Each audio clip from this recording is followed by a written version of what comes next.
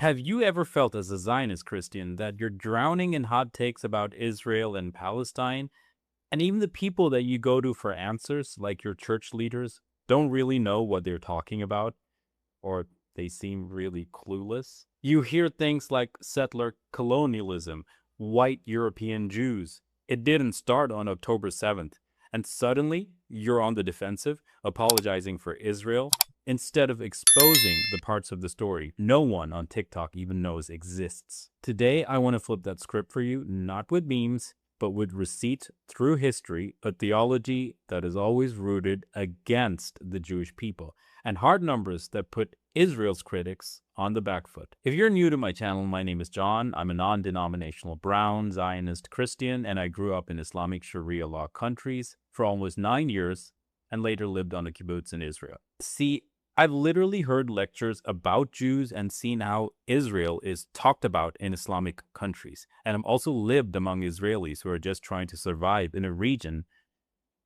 that for centuries has had a serious problem with Jews long before 1948. That's the perspective I'm bringing you. Not just someone who's researched this conflict, as you will see next, but someone who's lived in both worlds, and I'm certainly not white. Most pro-Israel Christians and Jews I talk to are usually stuck answering these same accusations over and over again. Israel is a white European settler colony. Palestinians are the indigenous people.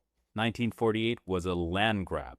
And the conversation always starts on their terms. I mean the pro-Palestinian side. So you're already in the back foot apologizing for Israel when the other side hasn't had to answer for a single thing in their own history. I mean, the Palestinian side, of course. So here's what we're going to do instead in this video. We're going to ask the questions they don't want asked, built on facts they usually don't even know, and we'll try hard to deflect. Point 1. Who's actually indigenous? The dominant online narrative is pretty simple. Jews are white Europeans who showed up in 1948, and Palestinian Arabs are the brown, timeless, organic owners of the land. Start there, and of course, Israel looks guilty. But history says something very different. In Judaism, there are 4 holy cities: Jerusalem, Hebron, Safed, and Tiberias, where there's been a continuous Jewish presence across Islamic, Crusader, Mamluk, Ottoman, and British rule.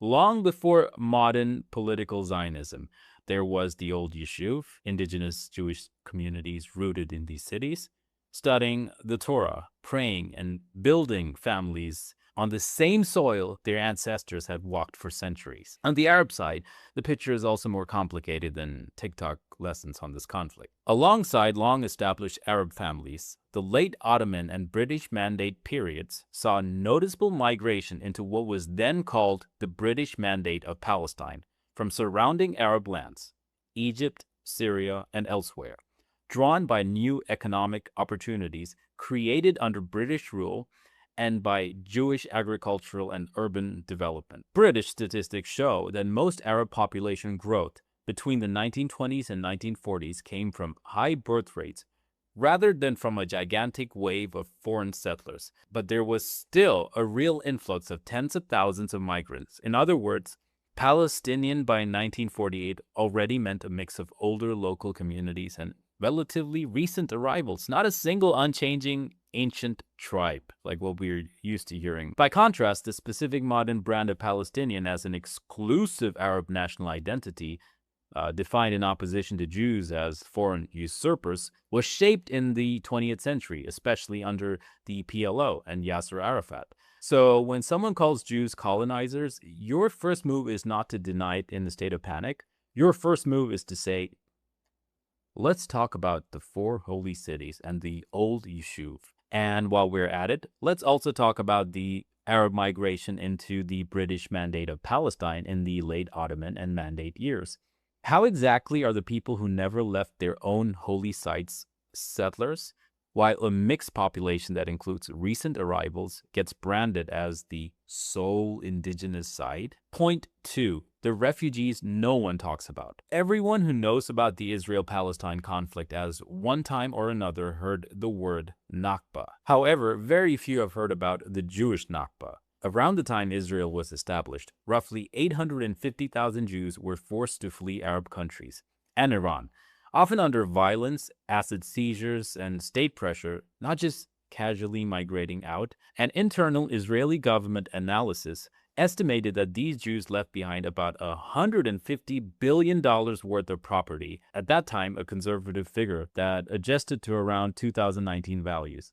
Comes out to roughly $1.5 trillion, about half the GDP of the entire Middle East. In 2010, the Knesset even passed a law saying that compensation for these Jewish refugees has to be part of any future peace deal with Arab states. Meanwhile, Israel absorbed its Jewish refugees into its tiny country. Arab regimes largely kept Palestinian refugees stateless for generations, often in camps as political pawns. So the question you have to ask the Palestinian side is, if you really care about so-called Palestinian refugees, where is your outrage for the 850,000 Jews kicked out of Arab and Islamic lands and the $150 billion in stolen Jewish property you never mention? If they only know one set of refugees, they haven't done their homework.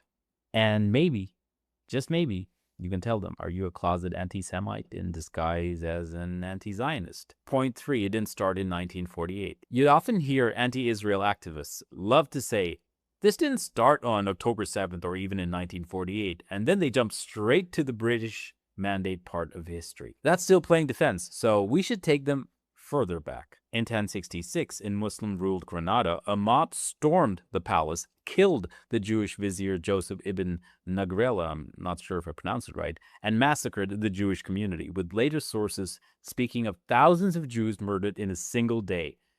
In 1834, during the Peasants' Revolt, Druze and Muslim mobs looted and attacked the Jews of Safed for about a month, killing, raping, destroying homes and synagogues, and desecrating Torah scrolls. In 1929, long before Israel existed, Arab mobs in Hebron, incited by lies about Jews seizing the Temple Mount, murdered 67 Jews in less than 24 hours, ending centuries of continuous Jewish life in the city. In 1941, in Baghdad, the Farhud pogrom left at least 128 to 180 Jews dead, and hundreds were injured, and more than 15,000 Jewish homes and businesses looted or destroyed, marking the beginning of the end of a 2,600-year-old Jewish community in Iraq. None of this had anything to do with occupation of so-called Palestine, checkpoints, or settlements.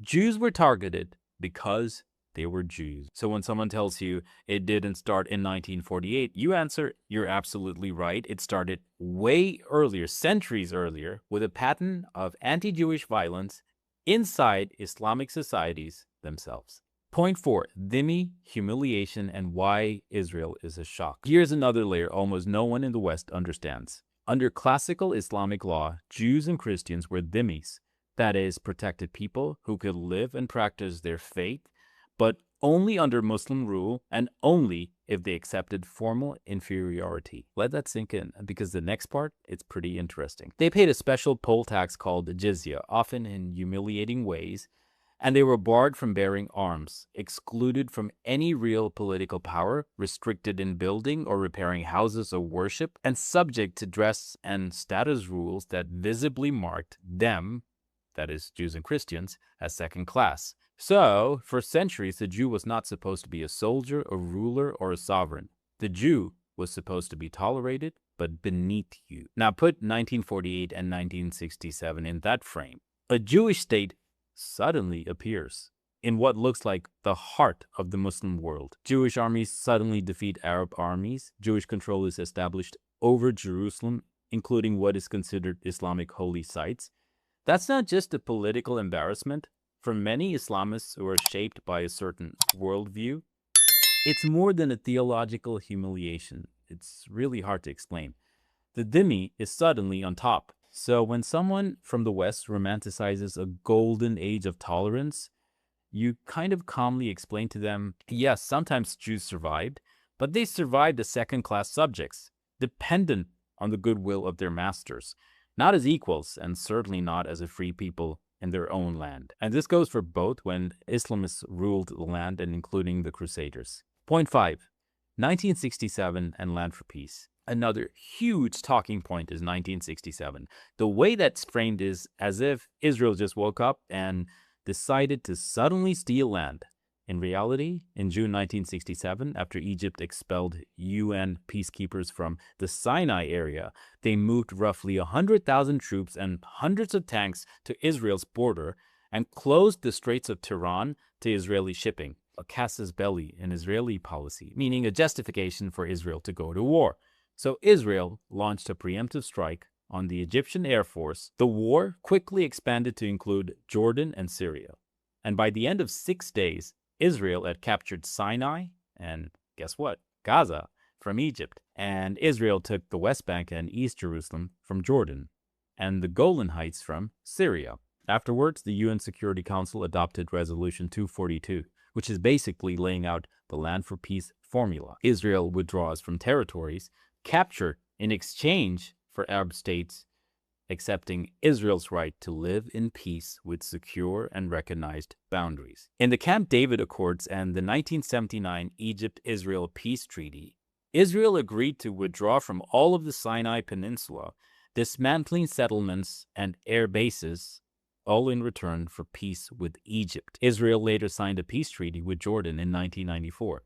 Jordan eventually relinquished its claim to the West Bank in 1988 and normalized relations with Israel. So when someone from the pro-Palestinian side screams to you, heard of 1967 and the land grab by Israel, your question should be, if Israel is a pure expansionist colonizer, why did it give the entire Sinai back to the country that attacked Israel? All in exchange for a piece of paper and a cold peace that can never be guaranteed? Point 6. Gaza 2005. Israel leaves, rockets follow. And of course, there's Gaza, which is always in the news these days. You'll often hear Gaza is occupied as if Israel never left. In August 2005, under Ariel Sharon's disengagement plan, Israel evacuated about 8,000 to 8,500 Jewish civilians from 21 settlements in the Gaza Strip and roughly 500 more from 4 settlements in northern Samaria. By 12 September 2005, Israel had completed its military withdrawal from inside the Strip. It removed every last Jewish community and even relocated Jewish graves rather than leave them behind. That means they took dead Jewish bodies as they knew the Palestinian thirst for desecrating even dead Jewish bodies from graves. Here's the thing, and I feel Israel did itself wrong here because there was no peace agreement from the Palestinian side. This was a unilateral move, and the hope that the reward would be gratitude from the Palestinian side to Israel. Instead, it was a Hamas takeover. From 2007, years of rocket fire have been fired towards Israeli towns, cross-border attacks, and eventually the October 7th massacre. It's funny when I hear about rocket fire against the UAE and other Middle Eastern countries from friends and relatives, when Israelis face this every day for years and nobody almost talks about this. So getting back to the point, when people then pivot to Israel is blockading Gaza and controlling their water and food, you need to let them know some basic facts. Before this war, less than 10% of Gaza's water came from 3 Israeli pipelines. The rest came from Gaza's own overpumped coastal aquifer and from more than 100 local desalination plants run by Gazan authorities and companies. Israel can open and close its 3 pipes, and it controls to an extent fuel and electricity that affect desalination. But it does not control all the water. The main reason Gaza's groundwater is salty and polluted is decades of mismanagement and overuse on the Gazan side. Not Israelis turning a tap on and off. On the food and other goods front, the blockade exists to stop weapons and explosives from going in, which is why Israel insists on checking trucks and has sometimes halted crossings after catching explosives hidden in shipments. Even so, since the war began, Israel has still let in tens of thousands of aid trucks carrying hundreds of thousands of tons of food, medicine, fuel, and shelter equipment through its crossings. Far more than any single outside donor country is physically shipping in. That's never been heard of. The problem is not that Israel sends nothing.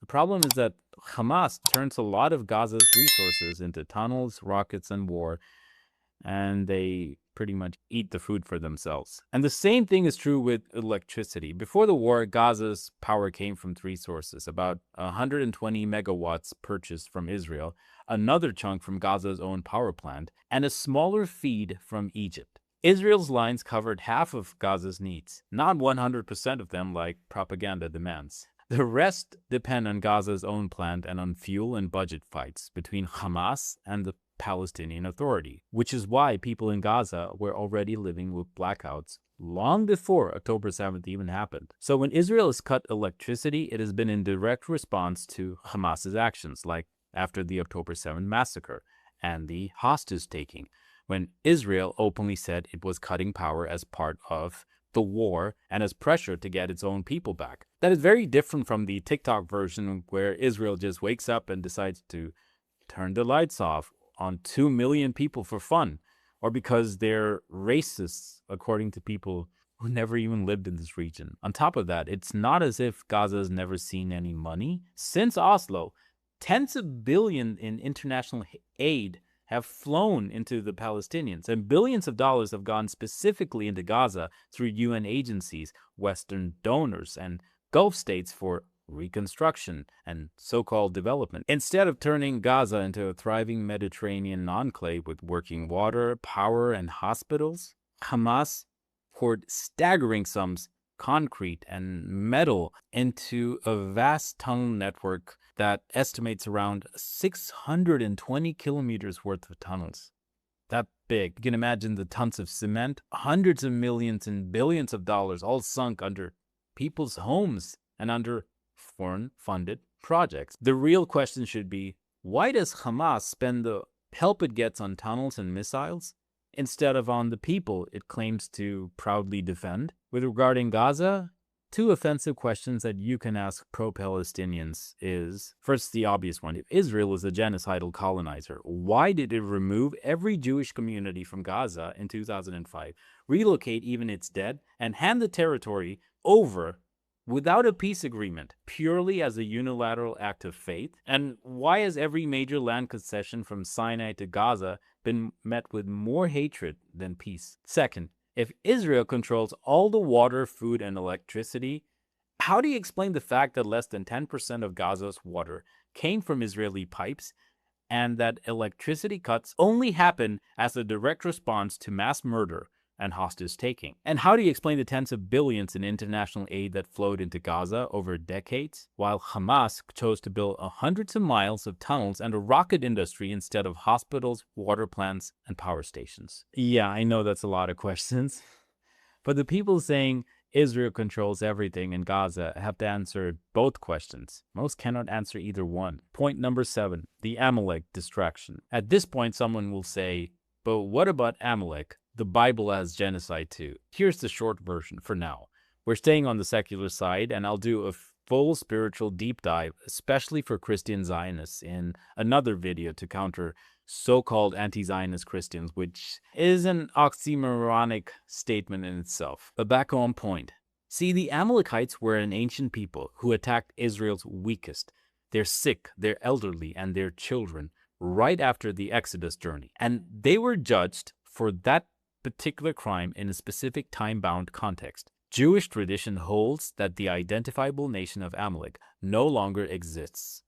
Their identity was lost, and the original command is understood today as a spiritual war against doubt and evil, not a literal call to attack any living group. By contrast, Islamic texts that extremists and some regimes still quote today, like the sword verse in the Quran, Surah 9:5, and verses about fighting people of the book with jizya. For the uninitiated, jizya was a tax non-Muslims paid under Islamic rule in exchange for protection and exemption from military service.